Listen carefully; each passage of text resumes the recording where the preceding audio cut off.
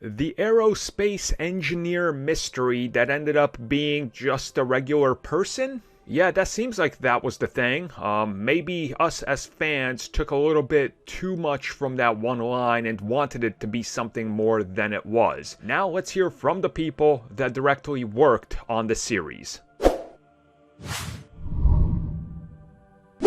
So in a brand new interview with Fandom, the director of WandaVision, Matt Shankman, talked about Monica Rambeau's character, specifically praising the actress for how she brought the character to life, giving us this whole new insight into the world of this character after we last saw her, which at this point was technically decades ago in the MCU, but for us it was only a couple of years since we saw her in Captain Marvel. So he proceeded to praise Teyonah, saying that she was great. He can't wait to see where the character of Monica ends up in the MCU, what the future holds, how she's going to be used in Captain Marvel 2, and how he was honored to be able to introduce that character to live-action audiences at this stage. So obviously a lot of praise here. After that, the conversation shifted to Monica mentioning something that got the internet riled up and stirred up all sorts of, I guess, controversies and theories and fan speculation.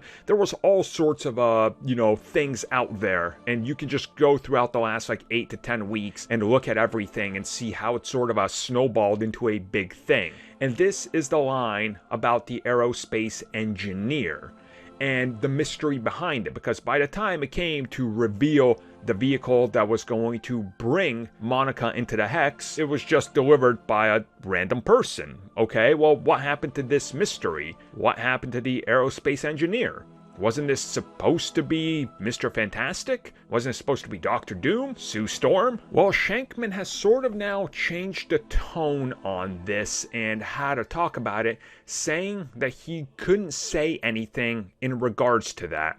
Which, again, it's interesting because for what we understand, it's supposed to be the woman that shows up and she's just there for 10 seconds. But why do they need to make it a more prominent point of dialogue, like it's teasing something bigger? And I think this is one of those things where we never really figure out if this was meant to be something bigger, or do we figure out that this is something bigger in another series?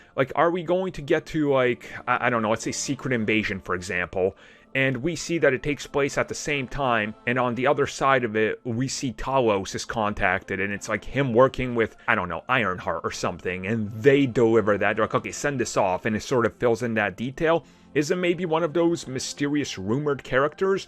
We just don't see them right now. Was it maybe a removed scene because they didn't want to put it in there? Because we know due to subsequent delays, due to the pandemic, they had to reshuffle and reshoot a couple things and cut a few things out and add a few elements. So who knows what ultimately happened? I mean, maybe we'll figure it out down the road, or maybe we as fans made it out to be more than it's supposed to. Because, well, that's really the MCU, right? We take the smallest little things and we make them to be a bigger deal. I guess that's part of being a fan now.